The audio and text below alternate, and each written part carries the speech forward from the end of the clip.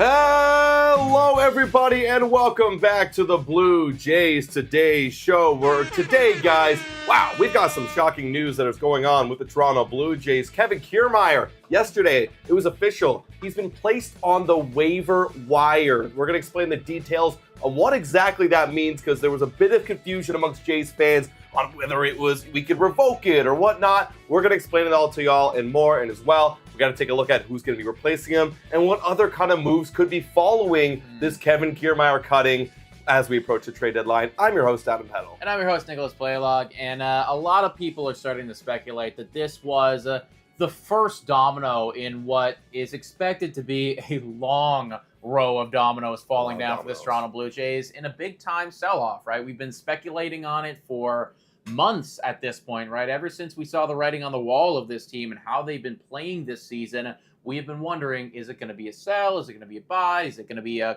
conservative sell? Is it going to be a hold? Well, this Kevin Kiermaier move, it does tip their hand quite a bit in terms of the fact that it's looking like we're going to err on the side of getting rid of assets. And it also looks like in getting rid of those assets, we want to dump salary. That's Kevin right. Kiermaier, $4.5 million. That is what he's going to be paid over the course of the rest of the season, right? We signed him to over $10.5 million.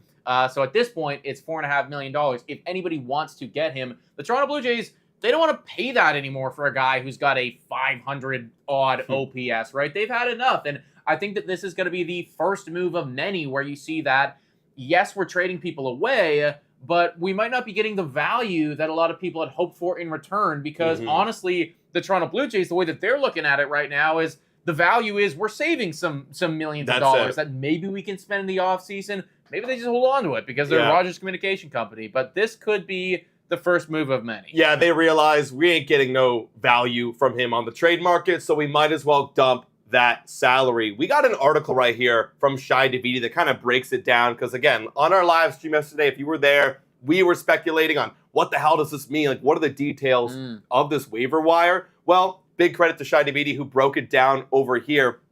The bullet points are exact. The claiming pool is 2 days from the player is first put on waivers. So yesterday afternoon, he was first put on the waivers. So after that, there's 48 hours, so about 28 hours at this point in time. So if a team wants to pick him up, they would have to take on that $4.5 million. And here's the big clarification here. This waiver wire is not revocable, meaning that once he is claimed, the Blue Jays can't go back on it and go, oh, no, actually, we want him back. The team picks him up, and they take on the whole salary. There's been a lot of articles out there, and a lot of people were saying at the time there was, I guess, a miscommunication or confusion. And I get it. It is actually very confusing. But people were suggesting that, well, actually, the Toronto Blue Jays are doing this revocable waivers thing where they put him on the waivers, and they're dipping their toe in the market, seeing, well, if anybody wants him, they'll pick him up, and then we can take him back. Right back. Maybe we can sell him, which is kind of a cheat code, actually. Exactly. We were hearing that on the live stream, and I was like, what the fuck? I've never heard of that. That doesn't make any sense to me. So Shai Davidi has cleared it up. That is not the case anymore. This makes a lot more sense. And effectively, if Kevin Kiermaier, if you don't hear the update that Kevin Kiermaier has been picked up by the Dodgers or whoever. Which, let's be real, I don't think that's going to happen. Probably not going to happen. But if you don't get that update before tomorrow's game, then he will have made it through that claiming period of time, that 48 hours period of time. And if that happens, then they're entering into another period of time where it's this 7 days to outright him, right? So the Toronto Blue Jays now will have 7 days to decide whether or not they just want to hold on to him, right, or just cut him completely and go, all right, we're done with you, and that will be that. Which Shai Davidi thinks, as he's very close to the team, that the Blue Jays will not be trying to find a place for him on the team, and in fact, they're just going to cut him. I mean, this makes sense, guys. He's not a piece that you would really want to be controlling for the future. You got guys who are budding in your system, and you might as well give them another shot. Cut the payroll, get rid of him, and just move on from your loss. I'm ready for it, man. Like, I have been very outspoken because we've had a couple trade videos now, talking about, well, who's going to get sold, who are we going to trade away. And I kept saying, it's like, I just find it so hard to believe that anyone would be willing to give up any value for Kevin Kiermaier. I was playing devil's advocate where it's like, okay, well, if we're willing to eat the entire payroll because we were willing to accept it anyway, it's like maybe we can get an A guy, a single A guy, and clearly it doesn't look like that's the case, because if they thought that, then they wouldn't be doing this. Well, I'll push back on that a little bit though, because I think what we're learning right now is that an A guy, because you're not going to get a top tier prospect, right, in return for Kevin Kiermaier, even if you did pay for the whole prospect or the whole deal, right? So let's say it is this A guy that you've never heard of, that's not in the top 30 prospects, just a minor league guy. I think what we've learned right now is that guy is not worth $4.5 million to the Toronto Blue Jays. They'd rather leave or have the money go than have to pay for Kevin Kiermaier's contract, trade him away, and then get this nobody guy in return. They just rather cut the money. Right. Now, is that true? I'm not actually sure about this. If they do set him through waivers, do they still have to pay the contract? Or No. I think they still have to pay the money anyways. That's what I'm saying, right? They still have to pay the money That's anyways. my point. It's if you're going to pay the money anyways, why not get a guy? Right? Because I guess no one's that's what I'm saying, right? Yeah. It's because literally nobody is willing to pay. Think of it from the other team perspective. I don't even want to clear up a 40-man roster spot or a 26-man roster spot for Kevin Kiermaier, and I don't want to give up an A guy from rookie ball for even if it's for free. I don't even want to do that. So that's how low his value is. Exactly, and I think that's why now they're like, well, we're not going to get a trade regardless. So we might as well just shoot our shot and hope that somebody takes the money in the next 48 hours. Which we can all say it is not going to happen. Because if no one's even willing to get him for free, let's say, and give up a little bit of a minor prospect, then no one's going to want to pay $4.5 million and clear up a roster spot for Kevin Kiermaier. I'm pretty confident that Kevin Kiermaier is off of this team, folks. I mean, you're seeing some articles saying that Kevin Kiermaier is in limbo right now, doesn't know whether he's going to be here, not going to be here. At this point, I would be very surprised. In fact, I'd be shocked if the Toronto Blue Jays did retain him, right? They make this move. This is they're saying, all right, we've seen enough. If somebody else wants him, you can have him. We are done with him at this point. And I get it, because Kevin Kiermaier has not been playing very good baseball. He had a good game yesterday, and defensively speaking, he's been pretty solid. But at the end of the day, there are just other guys that you'd rather give that roster spot to at this point, who are going to cost a lot less money. And we're going to talk about that in just a moment. I do see someone here in our YouTube chat saying, I sort of need clarification on why Kiermaier's on waivers. I think LS said it clearly, money dumping, salary for sure. But, the British Canadian and NASCAR fan goes, well, I get that he's getting older, but he's a Gold Glover. I just want clarifications. Well, it's simply the writings on the wall, my friend, is the Blue Jays are going into this trade deadline looking to sell. So there's no need for a Gold Glover or a bat or a veteran guy. There's no need for that, because he simply costs too much, and we just want to clear up some space, like Nick said, get someone else an opportunity, because we're looking at 2025 right now at this point. Right. It's very clear that we have given up on this season, being 7 games below 500, and even if they do come back, you think Kevin Kiermaier is going to be the force that's going to bring this team back? Yeah, probably not. Just got to cut your losses here, guys. Well, we are going to look at what we believe to be the next coming moves for this. Who else could get traded, who else could get cut. But first things first, let's look at the corresponding move that will happen if Kevin Kiermaier does end up leaving the squad, which we are at this point assuming that he is going to it is going to happen, right? Yeah. So if nobody picks him up, or I guess even if somebody did pick him up, which they won't, but if the Toronto Blue Jays just outright him completely, they are going to need to bring somebody up to fill in for him. And right now we're thinking that Nathan Lucas could be that guy. Right. Clearly they need some more outfield help on this team, and Nathan Lucas would be the next man up. I mean, looking at what he's done so far in AAA, it's been very good, guys. He has a batting average in 44 games of 333 and an OPS of 886. And on base is very nice at 406 as well. So he's starting to bud and become very good. Also, happy birthday, Nathan Lucas. We hope that you get a call and a nice birthday gift to come to the Toronto Blue Jays very soon. But that's what it would be. That you're going to get a Nathan Lucas to come up.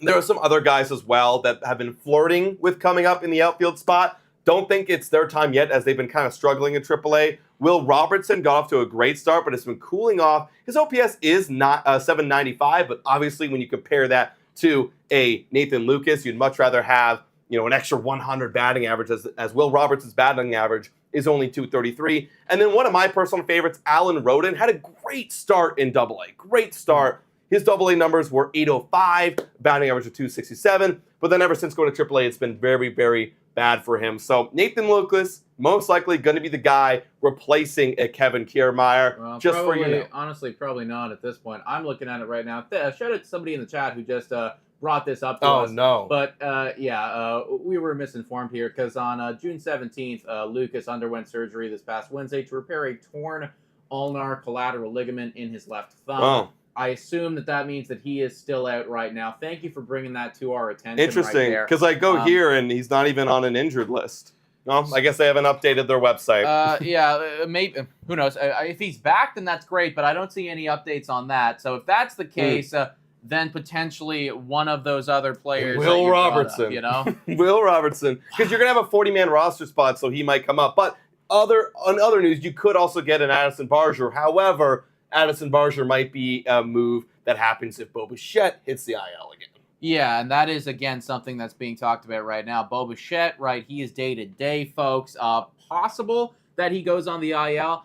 I'm finding it, I think that the Bichette and everything going on there, I think that their decision to put him or not to put him on the IL, I think that you got to start thinking about trade deadline and all of that stuff, right? Because if you have him on the IL, that's obviously going to lose a lot of value if you did want to entertain some Bichette trades. Right. And I think that the Toronto Blue Jays are thinking about that. I think that is at least something that they are considering when they're making some decisions here. Yeah, I mean, like we talked about before, Ross Atkins has said, we're not going to be trading, or not Ross Atkins, this is through the grapevine, actually through Mark Feinsand, saying that the Blue Jays are not going to be trading away any of their guys who are under contract for 2024. But you brought up a good point to me before the stream where, well, if they're dumping salary, maybe Bo is on the table and maybe Chris Bassett is on the table. Yeah. You never know. Well, look, the way I look at it, and I'm going to have a video coming out tomorrow breaking down Bichette and just my thoughts overall there. But the more I think about it, you have a guy that has come out and said, I wouldn't be surprised at all if I got traded. Mm-hmm. You have a guy that's come out and said that he wants to play on a winning team, which is Of not course. the Toronto Blue Jays right now. Everybody wants to play on a winning team. I understand that. But you also have a guy that is playing the worst baseball of his career by far and looks to be not making the adjustments. So you're getting all these different things right here. And he's, what he's coming out and saying is effectively contradicting what Ross Atkins has come out and said, I'm not going to trade Bichette. Well, if you're not going to trade Bichette, then why wouldn't he be surprised if he got moved? I'm just thinking I think he was referring, I'm playing devil's advocate. I think he was referencing that the fact that the team is sucking and everybody, he wouldn't be surprised if people got traded. I understand that. But if you said, hey, I'm going to go pick up the milk, and then I said, I'd be surprised if Adam picked up the milk, you'd be like, well, why? I just said that I wasn't going to go do that. You know what I mean? It's like Ross Atkins just said, I'm not going to trade you. So for Bichette to be like, I'm not surprised if I got traded, it feels like there's a disconnect there. And I feel like there's a miscommunication amongst the GM and the entire system. I mean, yeah, you know what I mean? But that's what I mean, right? And I think that being clear, like you just said it yourself, there is a disconnect. And I think that there is a disconnect to Bichette. So look, I don't take any stock into the fact that, okay, Mark Feinsand said that maybe we're not going to trade away these 2-year guys. I think that, sure, maybe that's the rumor on the grapevine right now. But I think that Ross Atkins is leaving everything on the table here. And, Bichette, at this point, I think we can all agree that right now there's not going to be any extension for Bichette moving forward in 2025 or past 2025. So if there's an offer on the table, I think that it's a lot more likely than some people are giving it credit for. Now, well, let's talk about it because, what is the intention right here by cutting salary and all that kind of stuff? It looks like you're maybe trying to restock and retool for next year. Yes, if we're thinking about it from just a baseball perspective, like just a fan perspective, that is the optimistic way of looking at it. But I also think that from a business and an investment standpoint, you're looking at Rogers Communication Company right now. Well, they've invested a lot of money into this stock that is dropping significantly. Mm-hmm. So if I'm investing a lot of money in this asset, which is now plummeting, I want to get out as quickly as possible here. And I think just from a money standpoint, they just want to cut some losses, see how much money they can save on what is going to be it's going to be a bad season. Right. And if that's their intention, we want to cut money, save money, well, yes, I hear from a business standpoint, absolutely. But based on so far, all we know is that they still want to compete next year. Mm-hmm. Do you think there's a possibility that they're cutting money just so that they can kind of go out and buy a little bit more in the free agency market, or what are you thinking on that? Yeah, I mean, I think that's certainly on the table, and this trade deadline, depending how big this major sell-off is going to be, because it is going to be quite the sell-off here, folks, but Is it still Ross Atkins next year who's making the calls, right? Because he will want to go in. He's going to want to. That's right. He's going to want to do that. He's going to want to get that last year of Guerrero, if Bichette's still on the team. He's going to want to do that as well. And, he's going to want to go in as much as possible. Is there going to be a new guy? Are you going to fire somebody and then there's going to be a new guy? Then it could be either way, right? Maybe that new guy does want to go all in. He's got a new strategy that, he wants to really dive into the hitting market and do that, right? Or alternatively, it's the complete flip side of things, and he wants to continue to sell pieces off. So I think that you're leaving your options open is what they're doing right now, and they're just not trying to handicap themselves. Yeah, this move doesn't say we're doing one thing or another, but it could be the first start of many moves. It'll be interesting to see in the next few weeks what exactly is their intention, and also what other kind of rumors are going through, if they're actually entertaining any conversations or any trade conversations for a Bo or a Bassett or anybody else. Yeah, I mean, I think that what we learn from this is you're going to be cutting people, and you're going to be selling, and you're going to be trying to get away as much money as possible here. So all those one-year guys, I don't see any of them really staying put, except potentially Danny Jansen, right? Yeah. And I also think that when you're looking at some of the contracts of the Toronto Blue Jays right now, the guys that are on the 2-year deals or the 3-year deals, I would say, even though they've come out, or Mike Feinstein's come out and said that, I think that they're going to be hesitant to sell off the 2-year guys. Well, I'd say that they're going to be more hesitant to sell off the 2-year guys who are on cheaper contracts. Like a Chris Bassett, for instance, is going to be getting paid $22 million in This is 2024. Let's go to 2025. Yeah, you got Chris Bassett, $22 million. Yeah.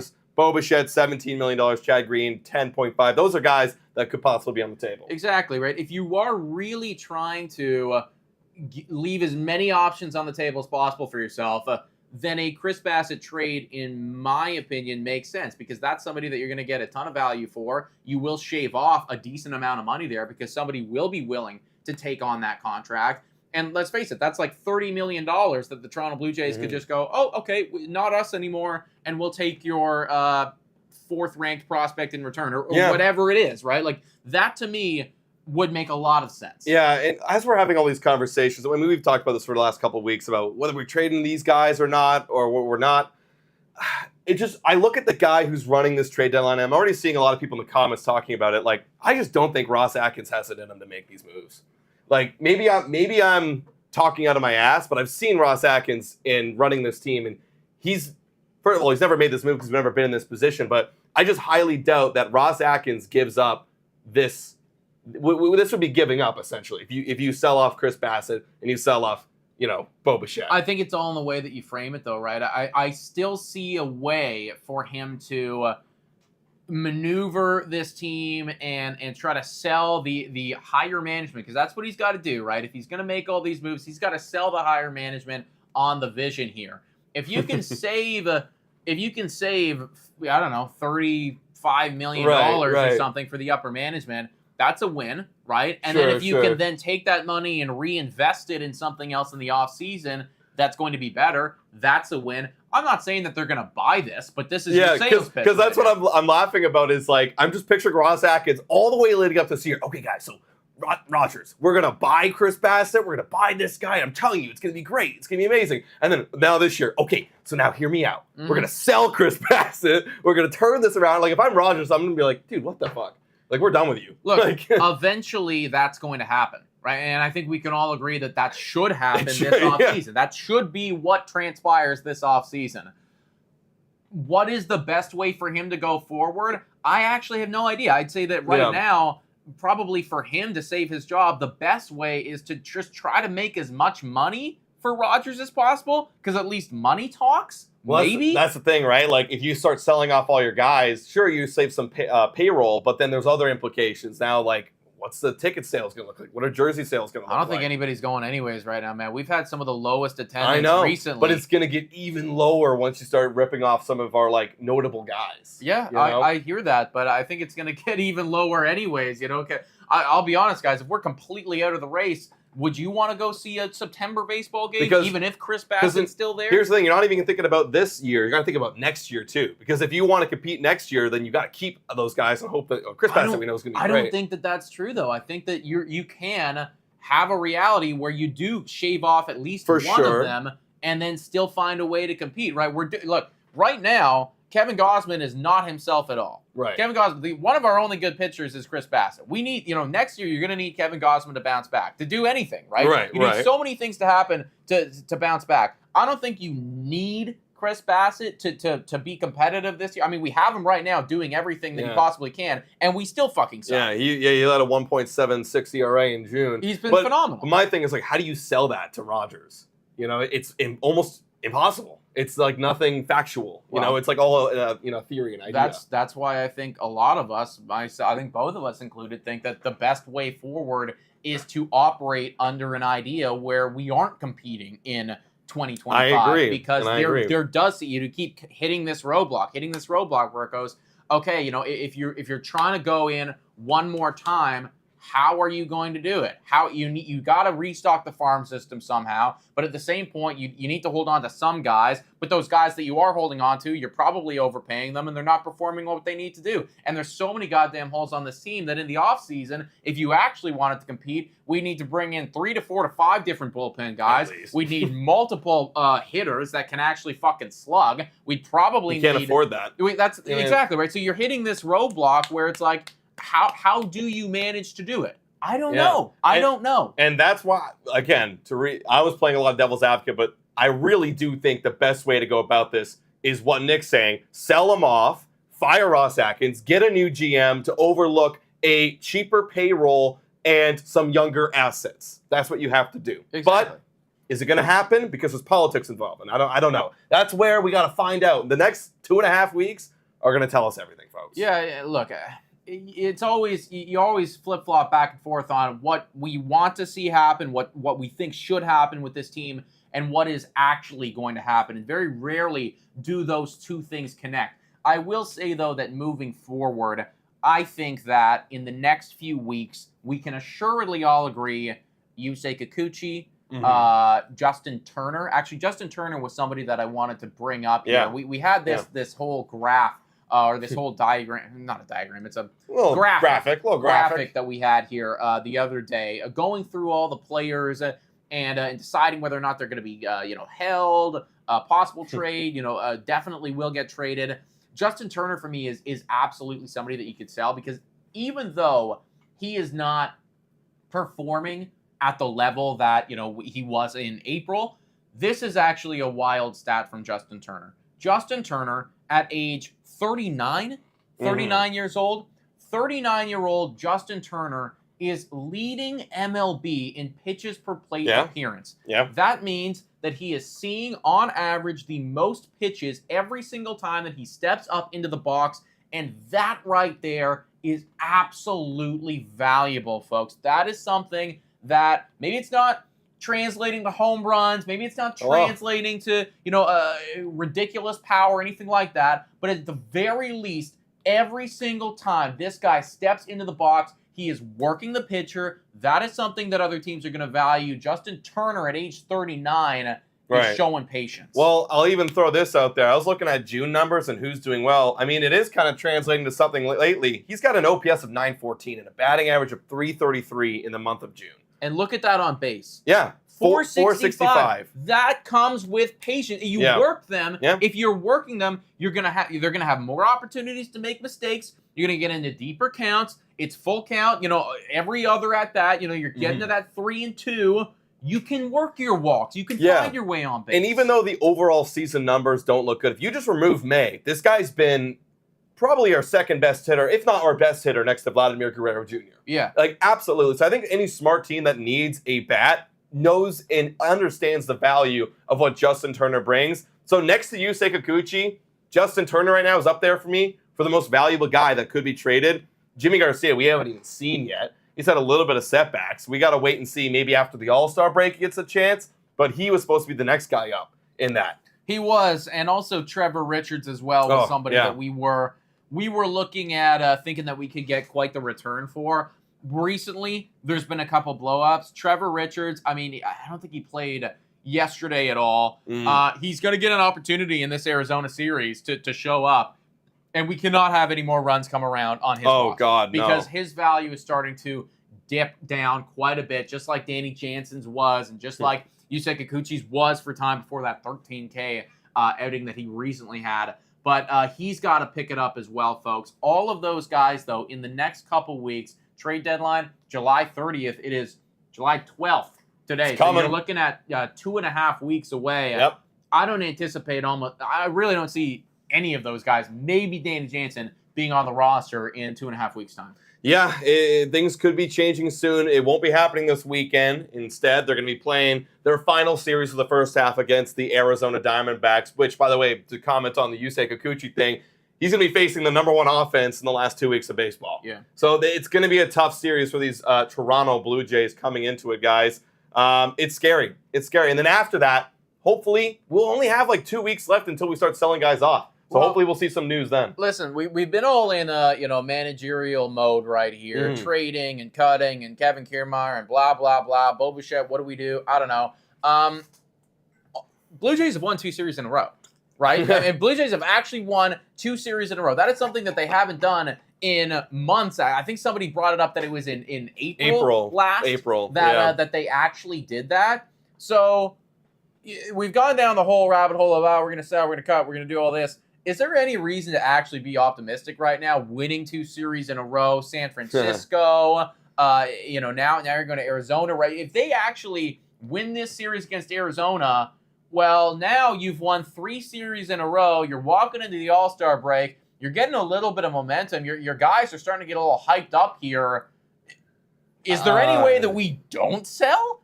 No, we're still selling, guys. I mean, I'm just looking at this right now. In the last 7 days where we have been winning those 2 series, offense is still not that good. We're 14th in OPS, better than where we were earlier in the season, but we're still a mid-team. And now looking over the pitching side of things, we are, oh goodness, where are we?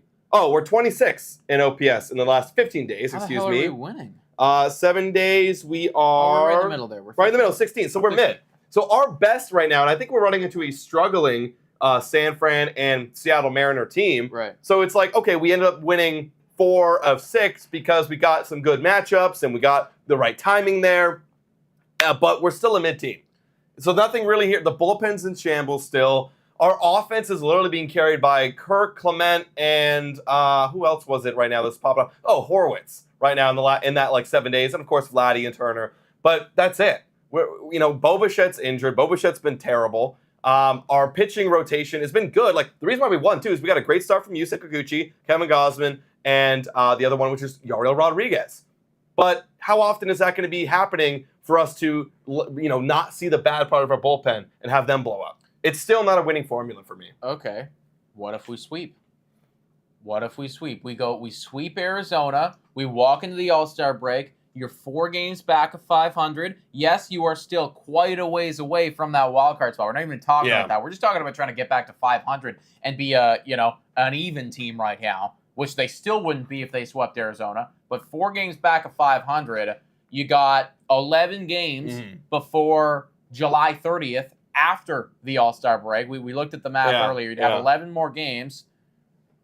Look, I'm not saying that we're going to be incredible here or we're going to go on some playoff run. Yeah. But that is what it would require. Yeah, we would have to go on a large winning streak to save this season. Because if you go on a large winning streak, then clearly something is more than just luck and good timing. It's clearly we are doing something right. We need to go on a large winning streak for me. And we even broke it down. We got to go 9-2 or even 10-1. In that 11 games following. 11 games, I believe the 11 also includes Arizona, so it's even less after the All-Star break. So you'd have to go on an insane run, and then clearly something's clicking, but I highly doubt that happens. I highly doubt. Well, if they actually did manage to get to a place where it's 2 games below 500. Now that would require a lot, everyone. That would require a lot. That requires a lot more wins than losses here, and they'd have to really be falling into some and playing some better ball, even though they've won the last couple series. But if they are 2, maybe even 3 games below 500, do you see these Toronto Blue Jays still selling, or are they going to do one of those things where they just kind of hold? They just sit there and they just hold their guys. I still think they hold on to the multiple year contract guys and they just sell off the guys who are on 1-year contracts. So I'm looking up right they here. They still sell, though, in your opinion. Yeah, they still sell. Because I'm looking up right here, the Toronto Blue Jay team back in 2025. That, if I can actually pull it up here, the 2025, what instilled me with a lot of... 2015. Or 2015, excuse me. What instilled me with a lot of confidence. Well, the Blue Jays team, pre-All-Star game, was first in baseball in offense. Yeah. Was first. And we were first, and we were slugging home runs. We were dominating. Like, we were clearly one of the best offensive teams in all of baseball. And then when I flash over here, what did we need? Well, we did need a lot of help with our pitching. We were ranked 23rd in pitching. We go out, and we had Double A in his last final year. He goes out, he gets like multiple bullpen pieces. He gets David Price, and we start cooking. And the offense carried. And for me, when I look at the Blue Jays team, we are not nowhere near a top 15 in anything this year. Maybe we're just 15th in starting pitching ERA. I think I checked that last time. But that's it. And that's not enough for me to even start. And going on a big stretch is probably not going to change that. That's the thing. Like, we're really, to do anything here where you're not selling or where there is any hope of playoffs at all, right? And I haven't even thought about playoffs in months at this point. It requires a complete turnaround from everyone. Everything that they have been doing, it's now you do the total opposite. And it's not just one guy or two guys. It's almost everyone on the team, right? Yeah. And so, sure, it's still possible, but it requires so much to happen that it is obviously very unlikely. However, all that being said, if you sweep Arizona, the fan in me might just be all the way fucking back in. Might just be. Look, I don't control him sometimes. He's got his own brain. Right. And if you sweep Arizona when they're hot and you go 4 games back at 500, might have to be all the way in. Well, I'm gonna want them to continue the stretch just to see the miracle run. I mean, there's got to be a start somewhere. That's what I'm saying. You know what I mean? Let's take a look at some of the matchups that we got going on. Also, I saw somebody in the chat earlier saying, "Are you guys gonna be live for any of the series?" How about tonight, folks? That's right. Join us. We will be watching tonight's game against the Arizona Diamondbacks, first game of the series. And then on Sunday, everybody, tune back in because we're going to be covering the MLB draft. That's happening Sunday at 7 p.m. Eastern Standard Time. Blue Jays pick 20th or 21st, I believe. Something like that. So we're going to see who they draft and who's going first overall and all that stuff. Should be very exciting. Maybe that's the future of the team. We've been talking about it. Maybe they come up relatively soon. Let's look at this Arizona Diamondbacks series, guys. First game, you're going to have Yariel Rodriguez going up against Ryan Nelson.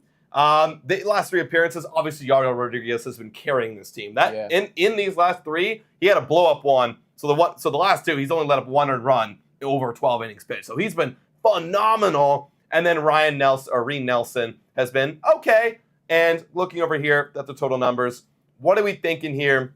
Again, like I said, number 1 team in offense in the last 2 weeks is the Arizona Diamondbacks. So they're starting to cook, and they're back to 500. They're trying to get back into this, actually saving their season, whereas we are way back. Yeah, they're really pulling something special out here.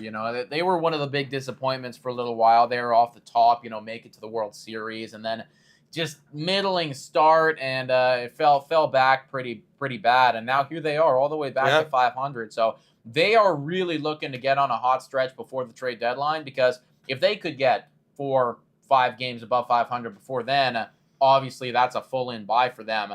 I think that they want it more. They need it more. But something about Yariel Rodriguez right now is just making me feel like I can't bet against him. He's been looking like a completely different player. I know, man. Player. Clearly, the Diamondbacks should probably be favorited here, and they are. I totally see them winning more times than not. That being said, I think I'm going to say Yariel Rodriguez pulls this one out for the Toronto Blue Jays. I think so, and I'm excited to watch this game with y'all tonight because Yariel's been cooking. I haven't seen the last outings where he was doing very well, so I'm very excited to watch this, guys. I am going to agree. I think the Blue Jays win this one. It's going to be tight. I think it's going to be a very big pitcher versus batters, getting out of jams kind of duel for Yariel Rodriguez. Because, again, it is the number 1 offense. But I think Yariel's going to have it in him to lock it down, guys. And with that being said, this goes right with my bet with Betway. Come on, Nick, you could do it. Whoa! Time for your daily Betway breather. A quick reminder that the best place to bet is on Betway. Must be 19 years of age or older to play. In collaboration with iGaming Ontario, please bet responsibly. Now, back to the content. Shout out to Betway, everybody, for being absolutely phenomenal. If you want to bet along with us, bet on the Jays, bet against the Jays, bet on anything, they are the place to do it. You got the total hits allowed going over. I know, I am going over, guys. It's a weird prediction. Maybe I'm big braining myself a little bit right here. But Yaro Rodriguez has been phenomenal, but up against the #1 offense in baseball, it's absolutely cooking right now. They've never faced him before. He's never faced them. And I'm thinking, like I'm saying, I think it's going to be a pitching duel. Like it's going to be like we're getting guys on, but we're getting out of jams. We're competing. I'm going to say they get 5 hits right here, and it is the more likely odds. It's very close. I'm gonna go out on a limb and say that it happens. Okay, no, I hear where you're at right there. I like it. I do think that Arizona is gonna put up. We just he's gotta pitch out through those jams, and then the Toronto Blue Jays offense is gonna need to come to life, which recently they've been kind of doing. Let's take a look at Game 2 in Arizona. Everybody, who do we got on the bump? Jose Barrios up against Diaz. He's got a 1.5 ERA, but barely played. Is this an opener for them? Is this a new guy? I don't even know. 5 Ks. This guy's barely played. Yeah. I don't know. I feel like this could be actually, I can go check on my phone right here. I like this matchup too. I feel like that's scandalous for me to say because you're looking at one of the hotter teams in baseball here. Right. La Maquina on the bump and a guy that, really hasn't played that much. And granted, he did have a good first outing, but I'm thinking Toronto Blue Jays right here. Could we win 2 in a row? This guy went 6 innings last time out. His first start of the year, 5 Ks. That was pretty good. Very good, very good. 1 earned run. 23-year-old. Okay. I mean, they're not going to be perfect every time. They're a 23-year-old. Interesting. Damn, do we win this one again? I don't know. I feel like we're getting a little too ahead of ourselves. I know. But you know what? Fuck it. I'm thinking that we're gonna win 3 series in a row before the All-Star break, and we're gonna give fans something to think about. We're gonna give Ross Atkins something to think about. So I think that we're going to win this one, too. That's going to be a 3-game winning streak for the Toronto Blue Jays. I'm going to say, I was kind of very close in the last one. I'm going to say that this one, the Diamondbacks do win. And it's not because of Diaz. It's because Barrios, it just seems like, always feels like in the last few outings he's had, he's been trying to hang on, and then gets blown up right at the end in his 3rd time through the lineup. And that will be enough because this Diamondback team is going to be hungry for hits. It is too bad that La Maquina's numbers have dipped to where they're at right now. Still a good season. Still doing what it is that you'd hope or what you expected of him. However, 2 months prior, we were looking at somebody in the Cy Young race, and that just is not the case anymore, No. Final game in Arizona, everybody. It is going to be Yusei Kikuchi against Zach Gallen. Now, this one is really big for Yusei Kikuchi and the Toronto Blue Jays as a whole because as we've been saying, most likely it is going to be a sell-off. Yusei Kikuchi is probably your biggest piece to sell off right now. He's at a 4 ERA flat. If he can get that thing underneath 4, be in those 3s, up against a really hot Arizona team, puts up a good outing, that right there is a very strong argument where you can go, hey, look, he just quieted one of the strongest teams in baseball right now and was dueling against Gallen and did really well. That would be great. It would be great. I don't know if it's going to happen. I don't think so. Gallen, great pitcher up against the Jays. We know what happens here. I'm saying the Diamondbacks will win this final game and win the series as they should at their own home ballpark on a heater right now with offense and for pitching. Well, I'll say that we lose this one too because I find a sweep hard to believe. However, if you're following along with me, I'm saying that we win this series. You walk into the All-Star break. You won 3 series in a row. You're feeling a little something. I still think it's going to be a sell. Time for your daily Betway breather. A quick reminder that the best place to bet. Sorry, go ahead. Might give us something to think about if we win 3 series in a row, folks. Yeah, it's I'm going to say we're going on the same pace we're going on, which is we're going to be selling and losing, and we're going to have no hope, and our hope's all going to be squashed in those final 2 games. I get it, everybody. But if you're looking for some people to watch it with, then tune in to Blue Jays Today tonight and the MLB Draft on Sunday, everybody. Should be a great time. For all those people who've tuned in today, thank you so much. for watching. Comment your thoughts down below about everything that it is that we talked about today. Kevin Kiermaier, who's going next, Ross Atkins, Bichette, all of the above. We appreciate you guys so much. Guys, and big shout out to our Patreon members. Every single one of you is an absolute legend. The graphic ain't popping up here. We appreciate and we love every single one of you and our YouTube members as well. Thanks so much for watching, everybody. And as always, Go Jays, go!